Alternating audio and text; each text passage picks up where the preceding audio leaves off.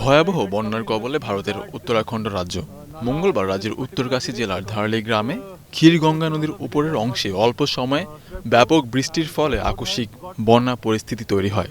পুলিশের মতে নদীর পানি বেড়ে ভেসে গেছে ঘরবাড়ি, দোকানপাট এবং রাস্তাঘাট। প্রবল বন্যায় এই পর্যন্ত 4 জনের প্রাণহানির খবর পাওয়া গেছে। 50 জনেরও বেশি নিখোঁজ রয়েছেন। আহত হয়েছেন অনেকে। ধ্বংসস্তূপের নিচে আটকা পড়ার আশঙ্কা করা হচ্ছে। 9 সেনা সদস্য নিখোঁজ রয়েছেন বলে খবর দিয়েছে ভারতীয় গণমাধ্যম। ক্ষয়ক্ষতি কমাতে উদ্ধার কাজ চলছে। বিপর্যয়ের পরেই সেনাবাহিনী উদ্ধারকর্মীরা কাজ শুরু করেছেন। আহতদের উদ্ধার করে দ্রুত হাসপাতালে নেওয়া হচ্ছে। সামাজিক মাধ্যম এক্সে এক পোস্টে প্রধানমন্ত্রী নরেন্দ্র মোদী ভয়াবহ এই ঘটনায় ক্ষতিগ্রস্তদের প্রতি গভীর সমবেদনা প্রকাশ করে বলেছেন, রাজ্য সরকারের তত্ত্বাবধানে ত্রাণ ও উদ্ধারকর্মীরা সম্ভাব্য সকল প্রচেষ্টা চালাচ্ছে।